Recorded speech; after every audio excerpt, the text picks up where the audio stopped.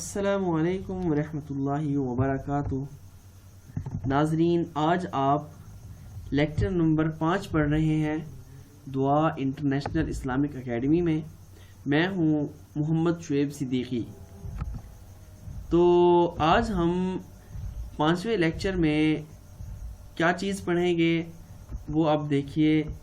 آج ہم مرکب توصیفی کو ڈسکس کریں گے۔ بسم اللہ الرحمن الرحیم۔ درس نمبر 5 مرکب توصیفی۔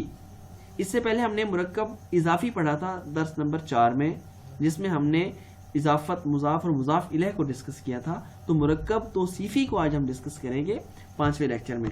سب سے پہلے ہم مرکب توصیفی کی ڈیفینیشن دیکھتے ہیں۔ کہتے ہیں کہ جب ایک اسم دوسرے اسم کی کیفیت بیان کرے تو پہلے اسم کو موصوف اور دوسرے اسم کو صفت کہتے ہیں۔ کیفیت کا مطلب یہ ہوتا ہے کہ وہ چیز جو ذات کسی ذات کو بیان کر رہے ہیں اس کے اندر وہ صفت پائی جاتی ہے۔ وہ صفت بے شک اچھی ہو یا بری ہو، صفت ہوتی ہے، بے شک وہ اچھی ہو یا بری ہو، جیسی بھی مرضی نیچر ہو، ٹھیک ہے۔ تو یہ اس کی ڈیفینیشن ہے۔ جیسے اگزامپل آپ دیکھیں، الولد الصالح نیک لڑکا، الولد الصالح نیک لڑکا، امرأۃ جمیلۃ خوبصورت عورت، کتابانی جدیدانی دو نئی کتابیں، طلاب صالحون بہت سارے نیک طلباء، ٹھیک ہے۔ اب ان سب میں ہر ایک کی صفت بیان کی گئی ہے۔ تو یہ جو تھی اس کی موصوف اور صفت یعنی مرکب توصیفی کی ڈیفینیشن تھی۔ تو اس بات کو بھی دوسرے نمبر پہ بیان کیا ہے کہ عربی میں موصوف پہلے اور صفت بعد میں آتی ہے۔ یہ جملہ بنانے کا طریقہ بیان کیا جا رہا ہے کہ موصوف جو ہے وہ ہمیشہ پہلے آئے گا اور صفت بعد میں آئے گی۔ آپ اوپر والی 4 ایگزامپل جو میں نے دی ہیں آپ ان میں چیک کریں، الولد الصالح، امرأۃ جمیلۃ، کتابانی جدیدانی، طلاب صالحون، ان سب میں پہلا لفظ وہ موصوف ہے اور دوسرا لفظ صفت ہے، ٹھیک ہے۔ تیسری بات جو ہے یہ میں ذکر کرنے لگا ہوں کہ 4 چیزوں میں، موصوف اور صفت کے اندر 4 چیزوں میں سملیرٹی ہونی ضروری ہے، یکسانیت ضروری ہے اور ہمیشہ ہوگی۔ کلام عرب میں جہاں کہیں بھی آپ دیکھیں گے وہ ہوگی۔ وہ 4 چیزیں کون سی ہیں؟ نمبر 1 معرفہ نکرہ، یعنی اگر موصوف معرفہ ہے تو صفت بھی اس کی معرفہ ہوگی، اگر موصوف نکرہ ہے تو صفت بھی اس کی نکرہ ہوگی۔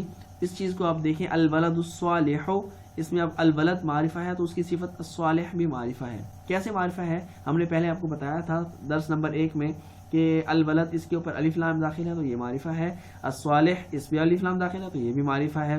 ایسے ہی امرأۃ جمیلۃ، اب یہ نکرہ کی ایگزامپل ہے کہ امرأۃ عورت، اس کے اوپر تنوین ہے، تنوین عام طور پہ نکرہ کی علامت ہوا کرتی ہے۔ جمیلۃ یہ بھی نکرہ ہے، اس کی صفت یعنی موصوف اور صفت ایک جیسے ہیں نا۔ دوسرے نمبر پہ آئیے، تو دوسرے نمبر پہ ہے تذکیر و تانیث، یعنی مذکر اور مؤنث ہونے میں بھی وہ سملیرٹی ان میں ہوگی، وہ ایک جیسے ہوں گے۔ اب یہی ایگزامپل پھر دیکھیں، الولد الصالح، اس میں الولد یہ موصوف مذکر ہے، الصالح اس کی صفت بھی مذکر ہے۔ ایسے ہی امرأۃ جمیلۃ میں دیکھیے کہ خوبصورت عورت، امرأۃ یہ مؤنث ہے تو اس کی صفت بھی جمیلۃ مؤنث آئی ہوئی ہے۔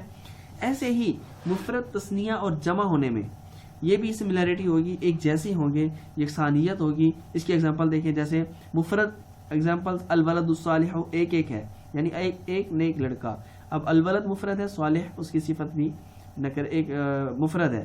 ایسے ہی امرأۃ جمیلۃ یہ بھی مفرد ہے۔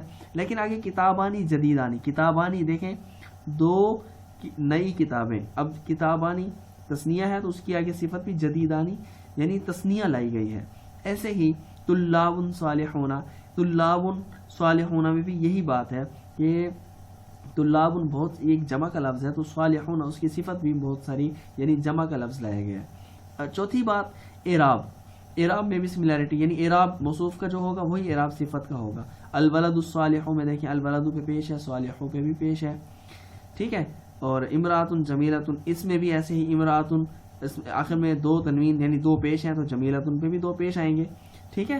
یہ تھا کہ موصوف اور صفت میں 4 چیزوں میں یکسانیت ضروری ہے، جس کو ہم نے آپ کے سامنے بیان کیا۔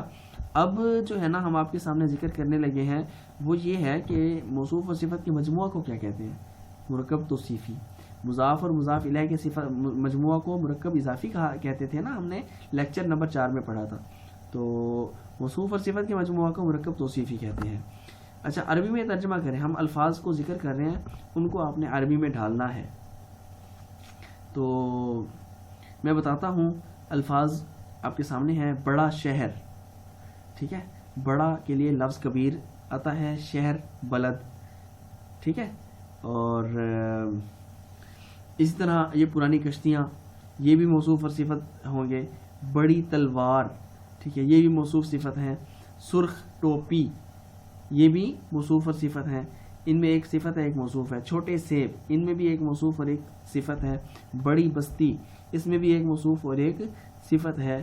دیانت دار تاجر, اس میں بھی ایک موصوف اور ایک صفت ہے.